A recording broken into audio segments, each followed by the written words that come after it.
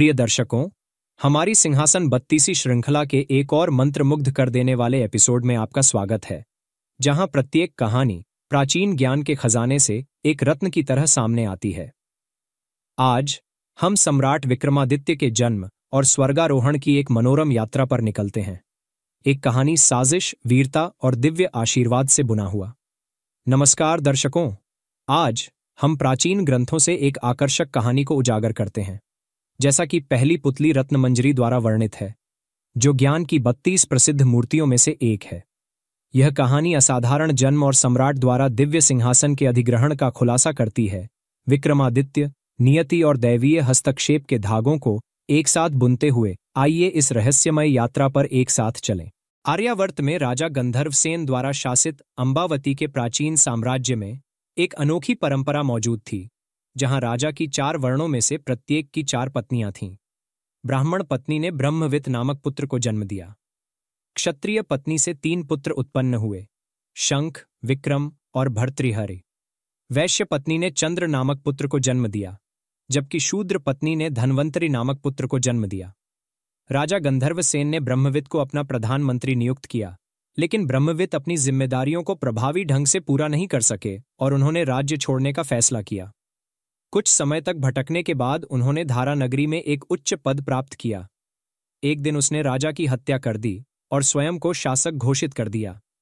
हालांकि विक्रम को छोड़कर अपने भाइयों की मृत्यु के बारे में जानने पर शंख को विक्रम की बेगुनाही का एहसास हुआ और वह घने जंगल में एक तालाब के पास एक झोपड़ी में छिपा हुआ था और जड़ें खाने के बाद गहन ध्यान में लीन था।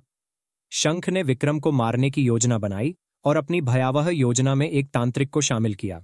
योजना के अनुसार तांत्रिक ने विक्रम को देवी की पूजा करने और उसके सामने झुकने के लिए मना लिया। जैसे ही विक्रम झुके, शंख ने तलवार से हमला कर दिया, लेकिन विक्रम ने खतरे को भांप लिया और तांत्रिक को दिखाया कि सही तरीके से कैसे झुकना है। शंख मंदिर में छिपा हुआ था। विक्रम के धोखे के कारण तांत्रिक ने शंख की हत्या कर दी। विक्रम ने तेजी से तलवार उठाई और तांत्रिक का सिर धड़ से अलग कर दिया। शंख की मृत्यु के बाद विक्रम गद्दी पर बैठा। एक दिन शिकार करते समय विक्रम घने जंगल में भटक गए, जहां उनकी नजर तूतवर्ण के महल पर पड़ी, जो राजा बाहुबल का मंत्री था।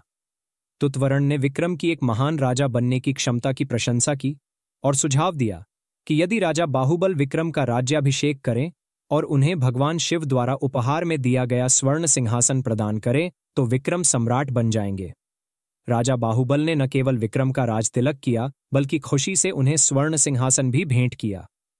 कालांतर में विक्रमादित्य सम्राट बने और उनकी प्रसिद्धि दूर दूर तक गूंजी। हमारे पिछले प्रश्न में हैरी पॉटर की गहन सहभागिता के लिए हार्दिक धन्यवाद।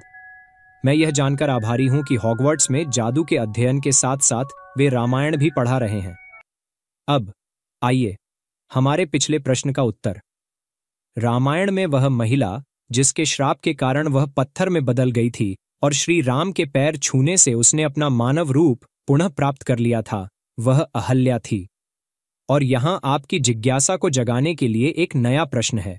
वह महान व्यक्ति कौन था जिसने महाकाव्य महाभारत में शिशु कर्ण को नदी में तैरते हुए पाया था? सबसे पहले सही उत्तर देने वाले को हमारे अगले एपिसोड में प्रशंसा मिलेगी।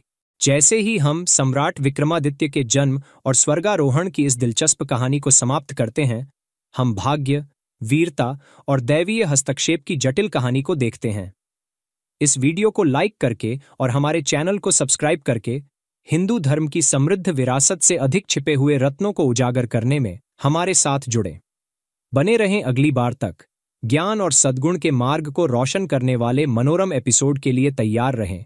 सम्राट विक्रमादित्य की विरासत हमें साहस और धार्मिकता के साथ अपने भाग्य को अपनाने के लिए प्रेरित करेगी। अधिक ज्ञानवर्धक कहानियों के लिए लाइक बटन दबाना और सब्सक्राइब करना न भूलें। नमस्ते।